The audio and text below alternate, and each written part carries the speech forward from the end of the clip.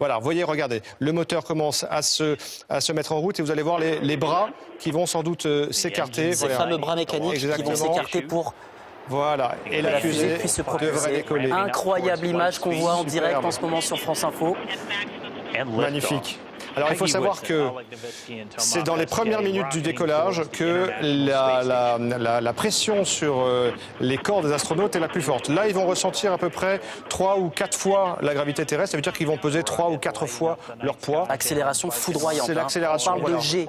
Exactement. C'est 3 ou 4 fois la gravité qu'on appelle donc des G. Et donc là, dans les phases vraiment de décollage, les premières minutes de décollage, c'est à ce moment-là qu'ils vont ressentir l'effet le plus violent. Et qu'est-ce qu'on ressent concrètement, physiquement, au niveau du corps de l'astronaute? Alors c'est une sensation d'écrasement et puis c'est aussi, si on n'est pas préparé à l'avance, eh bien on peut avoir un peu de sang qui descend dans les jambes. Mais là, ils sont configurés de telle manière, comme ils sont presque allongés, on va dire, ça ne devrait pas trop leur poser de problème. C'est plus tard, lors du retour sur Terre, que ça leur posera de gros problèmes. Par contre, c'est aussi au moment de la séparation des étages. Parce qu'une fusée...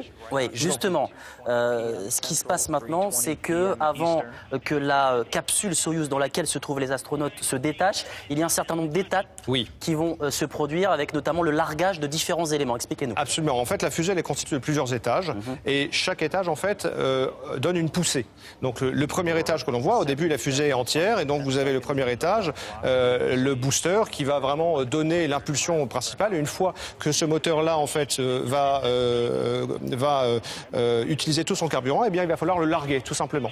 Et ensuite on va également larguer le deuxième étage également. Et ensuite, il n'y aura plus que la capsule Soyouz qui va tourner pendant 48 heures parce qu'en fait, il y a eu récemment des modifications techniques sur la fusée. Donc, plutôt que de prendre le moindre risque, les Russes ont décidé de prendre le chemin le plus long, on va dire, pour faire toutes les vérifications nécessaires.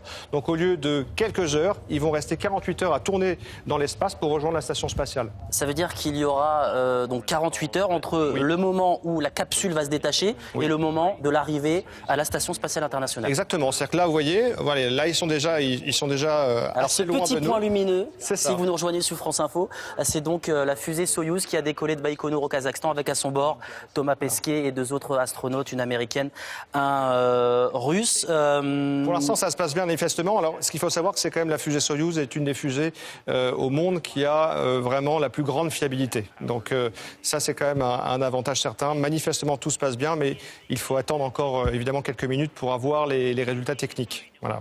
Alors, on va retrouver Jian Benzina, qui est notre envoyé spécial à proximité du pas de tir sur le cosmodrome de Baïkonour. Jian, vous m'entendez?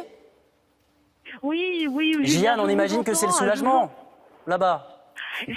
Absolument, ce sont des applaudissements là qui ont retenti juste après ce décollage réussi du français Thomas Pesquet, des applaudissements, du soulagement, même si ici tout le monde était quand même confiant, tout le monde était très enthousiaste, mais les quelques minutes qui ont précédé le décollage étaient vraiment très recueillis, silencieux, tout le monde était concentré, le regard figé sur l'écran géant qui retransmettait en direct ce qui se passait dans cette capsule Soyouz. Et donc voilà, les visages autour de moi sont éclairés, sont réjouis, sont soulagés, des applaudissements, je vous disais, notamment évidemment du groupe d'amis français qui sont venus soutenir Thomas Pesquet.